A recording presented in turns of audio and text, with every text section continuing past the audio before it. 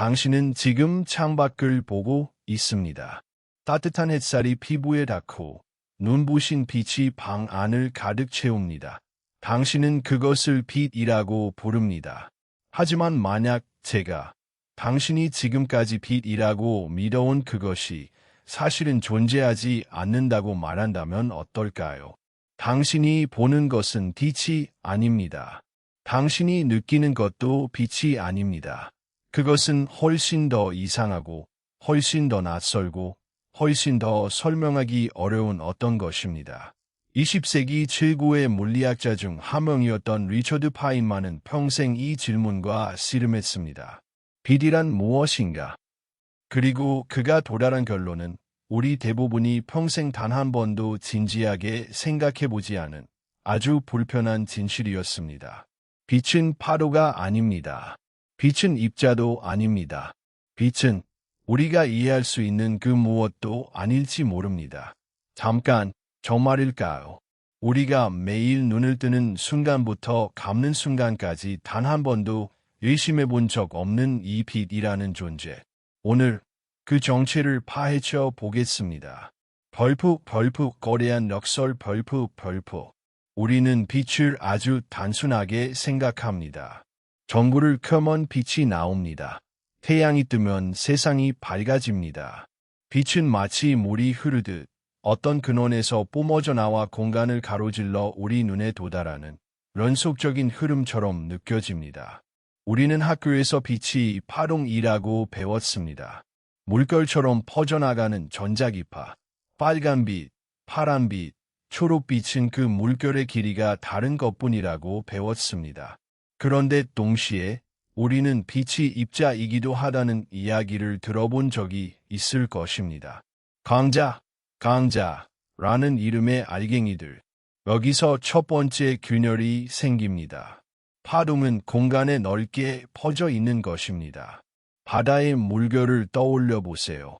파동에는 정확한 위치가 없습니다. 넓게 펼쳐져 있을 뿐입니다. 입자는 정반대입니다. 입자는 한순간에 정확히 한 곳에 존재합니다. 아구공처럼, 모래알처럼 명확한 경계를 가진 하나의 덩어리입니다. 그렇다면 빛은 도대체 어느 쪽입니까? 파동입니까? 입자입니까? 물리학자들은 이 질문에 100년 넘게 시달렸습니다. 그리고 놀랍게도 정답은 둘 다 아니다에 더 가깝습니다. 빛은 우리가 일상에서 경험하는 그 어떤 사물과도 닮지 않았습니다. 우리의 뇌는 세상을 이해하기 위해 파동과 입자라는 두 가지 익숙한 틀을 만들어냈지만 빛은 애초에 그 틀 안에 들어가기를 거부합니다. 더 이상한 것은 이것입니다. 당신이 지금 창밖의 나무를 보고 있다고 느끼는 그 순간, 실제로는 아무것도 나무에서 당신의 눈으로 흘러오고 있지 않을지도 모릅니다. 빛이 이동한다는 우리의 상식적인 그림 자체가 근본적으로 틀렸을 수 있습니다. 무엇이 진짜일까요? 빛은 어떻게 이동하며 우리는 정확히 무엇을 보고 있는 것일까요? 이 질문에 대한 답을 찾기 위해 우리는 20세기 물리학이 도달한 가장 이상하면서도 가장 검증된 이론 속으로 들어가야 합니다. 벌푹 과학적 증거 벌푹. 이야기는 1801년 영국의 과학자 토마스 영의 한 실험에서 시작됩니다. 그는 나른판에 두 개의 좁은 틈을 뚫고 그 뒤에 스크린을 놓은 뒤 빛을 통과시켰습니다. 만약 빛이 단순히 총알 같은 입자라면 스크린에는 두 개의 틈 모양대로 두 개의 밝은 줄무늬만 나타나야 합니다. 하지만 실제로 나타난 것은 전혀 달랐습니다. 스크린에는 밝고 어두운 줄무늬가 여러 개 번갈아 나타나는 간섭무늬라는 패턴이 나타났습니다. 이것은 파동에서만 나타나는 현상입니다. 두 개의 물결이 만나면 어떤 지점에서는 서로 겹쳐져 더 커지고 보강간섭, 어떤 지점에서는 서로 상쇄되어 사라집니다. 상쇄간섭. 이 실험은 당시 과학계에 빛이 파동이라는 확신을 심어주었습니다. 그런데 100년 뒤 새로운 문제가 등장합니다. 1905년 알베르트 아인슈타인은 광전효과라는 현상을 설명하면서 빛이 특정 금속 표면에 부딪힐 때 전자를 튀어나오게 만드는 방식이 연속적인 파동으로는 절대 설명될 수 없다는 것을 보였습니다. 빛은 마치 정해진 크기의 덩어리로 에너지를 전달하고 있었습니다. 이 에너지 덩어리를 우리는 훗날 강자라고 부르게 됩니다. 여기서 문제가 폭발합니다. 같은 빛이 어떤 실험에서는 파동처럼 행동하고 다른 실험에서는 입자처럼 행동합니다. 더 놀라운 사실은 토마스 영의 이중슬릿 실험을 강자를 하나씩 아주 천천히 쏘는 방식으로 다시 진행했을 때 벌어졌습니다.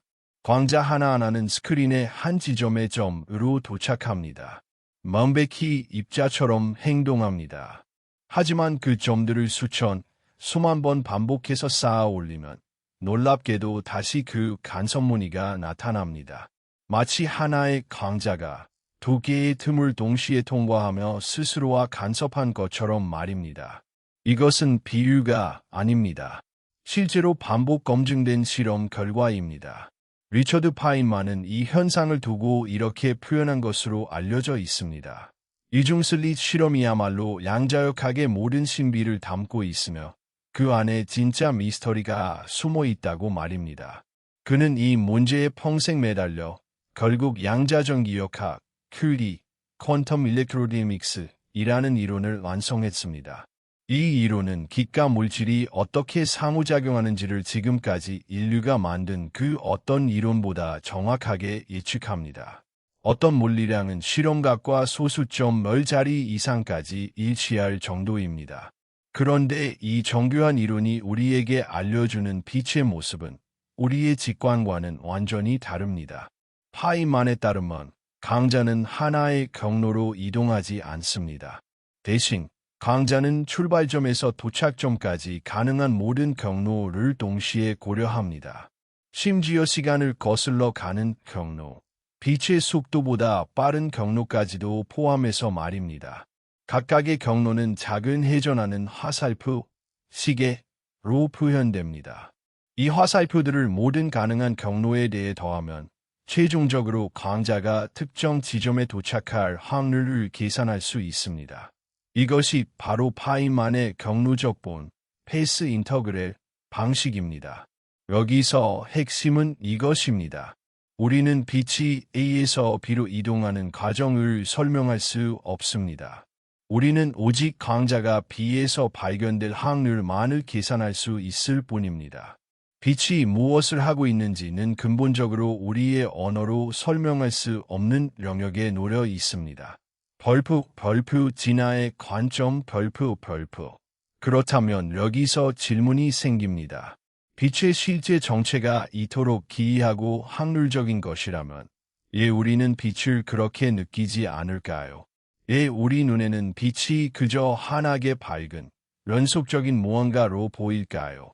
답은 우리의 뇌와 눈이 무엇을 위해 설계되었는지를 들여다보면 나옵니다. 인간의 눈은 우주의 진리를 파악하기 위해 진화하지 않았습니다. 인간의 눈은 오직 한 가지 목적을 위해 진화했습니다. 생존. 수백만 년 전 아프리카 사바나를 걷던 우리 조상들에게 중요했던 것은 빛이 파동인가 입자인가가 아니었습니다. 중요했던 것은 이런 것들이었습니다. 저 멀리 있는 그림자가 포식자인가, 그냥 바위인가, 먹을 수 있는 열매가 잘 익었는가, 아직 덜 익었는가, 해가 지고 있는가, 곧 어두워질 것인가. 이런 질문에 답하기 위해서는 강자 하나하나의 양자역학적 행동을 계산할 필요가 전혀 없습니다.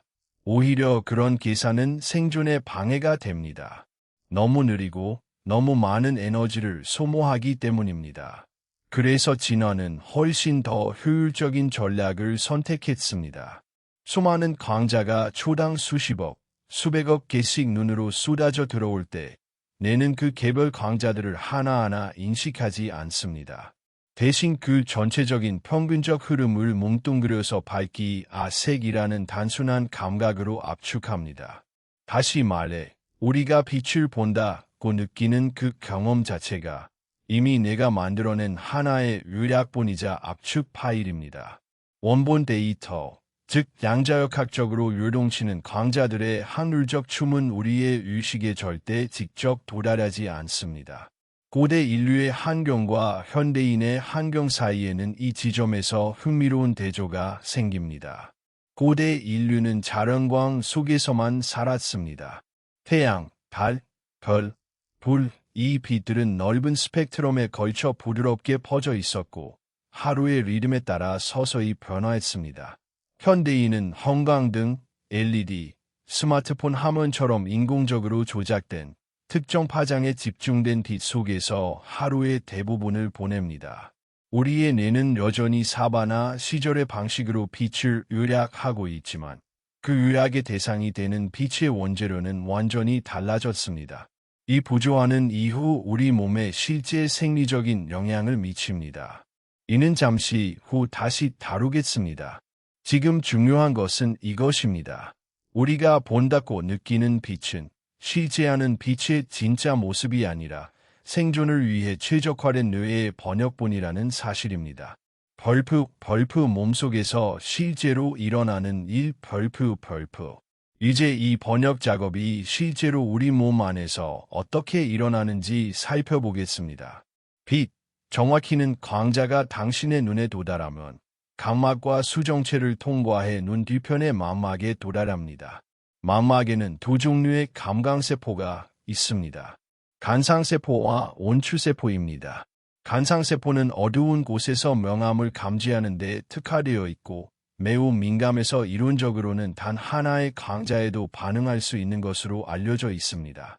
온추세포는 색을 감지하며 빨강, 초록, 파랑 파장에 각각 더 민감한 세 종류로 나뉩니다. 우리가 인식하는 수백만 가지의 색은 사실 이 세 종류의 세포가 보내는 신호의 조합을 내가 재구성한 결과물입니다. 광자가 이 감광세포 속의 특정 단백질, 즉 로놉신이나 옵신 계열의 색소 분자에 부딪히면 그 분자의 구조가 순간적으로 변형됩니다. 이 미세한 형태 변화가 연쇄적인 화학 반응을 촉발시키고 결국 전기 신호로 바뀌어 시신경을 타고 뇌로 전달됩니다. 여기서 핵심적인 전환이 일어납니다. 광자라는 양자역학적 실체가 눈 속에서 화학적 신호로 그리고 다시 전기적 신호로 번역되는 것입니다. 이 신호는 시신경을 거쳐 뇌의 시상을 지나 후두엽의 시각피질에 도달합니다. 그리고 그곳에서 다시 한번 재구성 과정을 거칩니다. 뇌는 좌우 두 눈에서 들어온 약간씩 다른 신호, 색의 신호, 밝기의 신호, 움직임의 신호를 모두 종합해서 우리가 본다고 느끼는 하나의 통합된 장면을 만들어냅니다. 즉, 행동에서 결과까지 이어지는 연쇄는 이렇습니다. 광자가 눈에 도달한다. 감광세포 속 분자가 형태를 바꾼다. 화학신호가 전기신호로 변환된다. 시신경을 통해 뇌로 전달된다. 뇌가 이를 재구성해 시각이라는 경험을 만든다. 이 모든 과정은 대략 수십에서 수백 밀리초 안에 일어납니다. 우리가 즉시 보고 있다고 느끼는 그 순간은 사실 여러 단계의 변환과 지연을 거친 결과물입니다. 더 놀라운 것은 이 과정에서 실제로 몸에 미치는 생리적 영향입니다. 빛, 특히 파란색 계열의 짧은 파장빛은 눈 속 망막에 있는 특수한 세포, 내재적으로 감광성을 가진 신경절 세포를 자극해서 뇌의 시상하부에 있는 생체시계, 즉 일주기 리듬을 조절하는 중추에 신호를 보냅니다. 이 신호에 따라 뇌의 송과선은 수면 호르몬인 멜라토닌의 분비를 조절합니다. 낮에 밝은 빛, 특히 파란빛에 노출되면 멜라토닌 분비가 억제되어 각성 상태가 유지되고 어두워지면 멜라토닌이 분비되어 졸음을 유도합니다. 즉, 빛은 단순히 보는 것에서 끝나지 않습니다.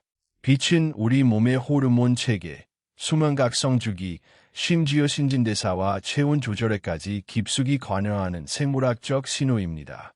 벌프, 가장 깊은 각, 벌프. 이제 눈과 뇌를 넘어 광자 그 자체의 물리적 본질로 더 깊이 들어가 보겠습니다. 파이만의 양자적 기억학에서 빛과 물질의 상호작용은 세 가지 기본적인 사건으로 환원됩니다. 첫째, 강자가 한 지점에서 다른 지점으로 이동한다. 둘째, 전자가 한 지점에서 다른 지점으로 이동한다. 셋째, 전자가 강자를 방출하거나 흡수한다.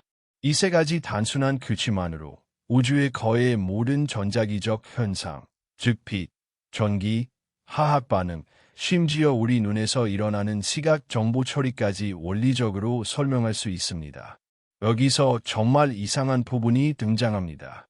파이만은 강자가 A 지점에서 B 지점까지 이동할 때 우리가 상상하는 직선 경로만 지나가는 것이 아니라고 설명했습니다. 이론적으로 강자는 모든 가능한 경로를 동시에 지나갑니다. 옆으로 크게 휘어지는 경로, 지그재그로 움직이는 경로, 심지어 빛의 속도보다 빠르게 움직이는 경로까지 모두 포함됩니다. 각 경로에는 작은 회전하는 화살표, 수학적으로는 복수수로 표현되는 이상가 대응됩니다. 이 모든 화살표를 더했을 때 대부분의 이상한 경로들은 서로 반대 방향을 가리키며 상쇄되어 사라집니다. 하지만 우리가 일상적으로 관찰하는 직선 경로에 가까운 경로들은 화살표들의 방향이 거의 비슷해서 서로 강하게 보강됩니다. 그 결과 거시적인 세계에서 우리는 빛이 마치 직선으로 이동하는 것처럼 관찰하게 됩니다.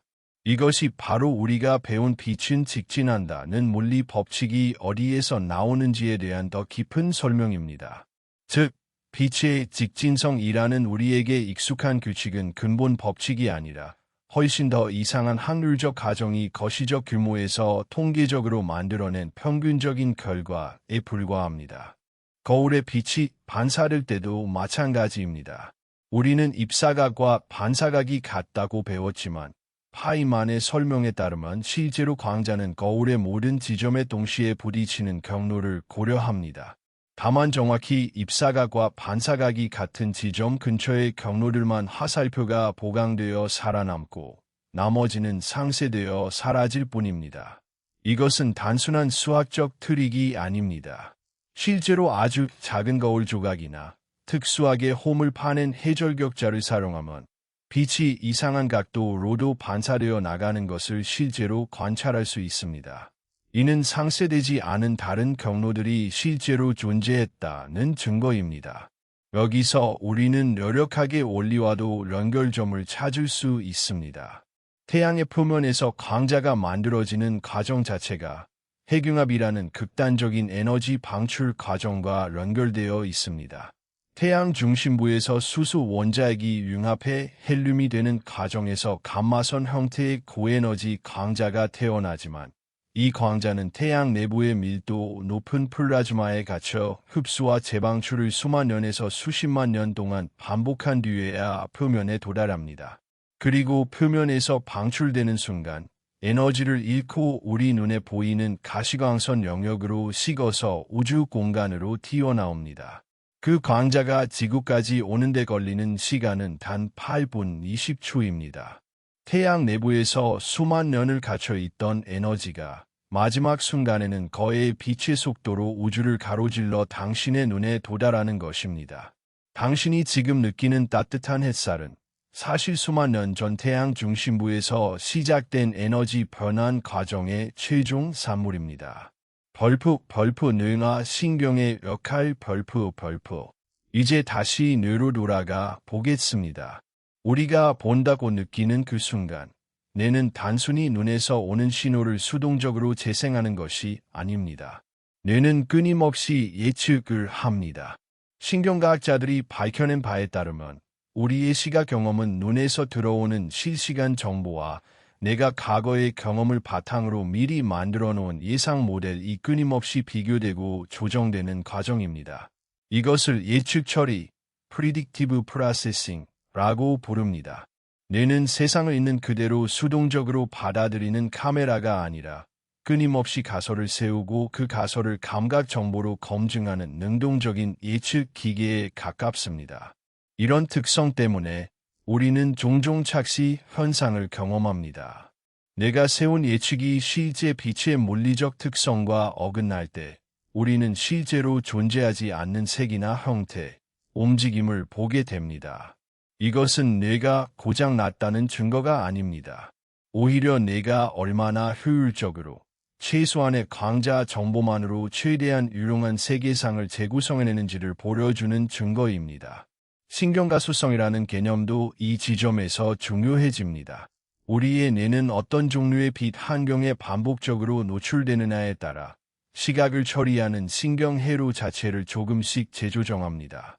예를 들어 태어날 때부터 특정 파장의 빛에 노출되지 못한 경우 그 파장을 처리하는 신경 경로가 제대로 발달하지 못할 수 있다는 것이 발달신경과학 연구를 통해 알려져 있습니다. 시각 발달에는 결정적 시기가 존재하며 이 시기에 적절한 빛 자극이 주어지지 않으면 이후 교정이 어려운 경우도 있습니다.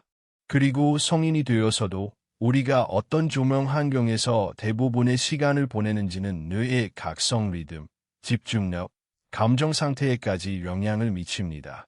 인공조명, 특히 밤 시간에 노출되는 화면의 파란 빛은 뇌의 생체 시계에 지금은 낮이다 라는 잘못된 신호를 지속적으로 보내고 뇌는 그 신호를 학습하며 점차 새로운 리듬에 적응해 갑니다. 여기서 우리는 앞서 예고했던 강력한 통찰에 도달합니다. 몸이 단순히 약해지고 있는 것이 아닙니다. 뇌가 새로운 정상을 학습하고 있는 것입니다. 당신의 뇌는 지금 이 순간에도 당신이 매일 노출되는 빛의 패턴을 관찰하며 그것을 정상적인 낮과 밤의 리듬으로 조용히 재정의하고 있습니다. 설령 그 리듬이 자연의 태양광 리듬과 점점 멀어지고 있다 해도 말입니다. 벌프 문제의 핵심을 이해하다 벌프. 이제 모든 조각을 하나로 모아보겠습니다. 우리는 빛을 단순하고 연속적인 흐름이라고 믿어왔습니다. 하지만 실제로 빛의 근본적인 실체는 확률적이고 파동도 입자도 아닌 우리의 일상적 언어로는 설명할 수 없는 무언가입니다. 파인만의 양자전기역학은 강자가 모든 가능한 경로를 동시에 탐색하며 그 경로들의 확률적 합산을 통해 우리가 관찰하는 결과가 나타난다는 것을 정교하게 그리고 극도로 정확하게 보여줍니다. 이 놀라운 실체는 우리가 지나해온 환경에서는 전혀 감지될 필요가 없었습니다. 우리 조상들에게 필요했던 것은 양자역학적 진실이 아니라 생존에 필요한 빠르고 효율적인 요약이었습니다. 그래서 우리의 눈과 뇌는 수십억 개의 광자를 하나하나 계산하는 대신 그것을 밝기, 색이라는 단순한 감각으로 압축하는 방식으로 진화했습니다. 이 압축 과정은 망막의 화학 반응에서 시작해 전기 신호로 변환되고 뇌의 시각피질에서 재구성되어 우리가 본다고 느끼는 하나의 완결된 경험으로 완성됩니다. 그리고 그 과정에서 빛은 단순한 시각 정보를 넘어 우리 몸의 생체 시계와 호르몬 체계, 각성과 수면의 리듬을 조율하는 생물학적 신호로도 작동합니다. 더 깊은 물리적 층위에서는 우리가 빛은 직진한다고 믿는 상식조차 사실은 수많은 확률적 경로들이 거시적 규모에서 통계적으로 서로 상쇄되고 보강된 결과물에 불과합니다. 그리고 뇌는 이 모든 과정을 수동적으로 받아들이는 것이 아니라 끊임없이 예측하고 학습하고 재조정하며 우리가 노출되는 빛의 패턴에 따라 스스로를 다시 프로그래밍합니다. 여기서 우리는 처음에 그 럭설로 돌아가게 됩니다. 우리가 당연하다고 여겼던 빛이라는 존재는 결코 단순하지 않았습니다. 우리가 본다고 믿는 경험은 실제하는 물리적 실체를 그대로 반영한 것이 아니라 생존을 위해 정교하게 편집되고 압축된 하나의 번역본이었습니다. 그리고 현대인은 자연이 설계한 이 번역 시스템에 자연이 전혀 예상하지 못했던 새로운 종류의 빛, 인공조명과 화면의 빛을 밤낮 없이 흘려넣고 있습니다. 우리의 뇌는 여전히 사바나 시절의 방식으로 그 빛을 해석하려 애쓰지만 입력되는 빛의 성질 자체가 완전히 달라졌기 때문에 그 해석 과정 어딘가에서 조용한 불일치가 쌓여가고 있는 것입니다. 벌프, 희망과 변화, 벌프. 하지만 이것은 두려워할 이야기가 아닙니다. 당신의 몸과 뇌가 고장 났다는 뜻이 아닙니다. 오히려 정반대입니다. 당신의 뇌는 지금 이 순간에도 놀라운 유연함으로 주어진 환경에 최선을 다해 적응하고 있는 중입니다. 그리고 적응할 수 있는 시스템은 다시 재적응할 수도 있습니다. 과학적으로 뒷받침되는 몇 가지 현실적인 원칙들이 있습니다. 낮 시간, 특히 아침에 자연광에 노출되는 것은 생체 시계를 건강하게 재설정하는 데 도움이 된다는 것이 여러 수면과 및 시간생물학 연구에서 반복적으로 확인되었습니다. 커튼을 열고 아침 햇살을 몇 분이라도 쬐는 습관은 뇌의 각성 리듬을 자연의 리듬에 더 가깝게 맞추는 데 도움을 줄 수 있습니다. 반대로 늦은 밤 화면에서 나오는 밝은 빛, 특히 파란빛 계열의 노출을 줄이는 것은 멜라토닌 분비를 방해하지 않도록 도와 더 자연스러운 수면 유도에 기여할 수 있습니다. 이것은 완벽을 요구하는 이야기가 아닙니다. 현대 생활에서 인공조명과 화면을 완전히 없앨 수는 없습니다. 중요한 것은 극단적인 금지가 아니라 낮과 밤의 빛 대비를 조금 더 뚜렷하게 만들어주는 방향으로 우리 몸이 원래 있도록 설계된 신호를 조금 더 선명하게 되돌려주는 것입니다. 그리고 무엇보다 빛을 이렇게 깊이 이해하는 것 자체가 하나의 변화입니다. 당신이 이제 창밖의 햇살을 볼 때 그것을 단순한 밝음으로만 느끼지 않고 그 안에 담긴 수만 년의 여정과 확률의 춤을 떠올릴 수 있다면 당신은 이미 세상을 이전과는 다르게 경험하고 있는 것입니다. 당신은 고장나지 않았습니다. 당신의 몸은 당신이 살아온 환경에 적응한 것뿐입니다. 그리고 한때 학습된 것은 대부분 다시 배울 수 있습니다.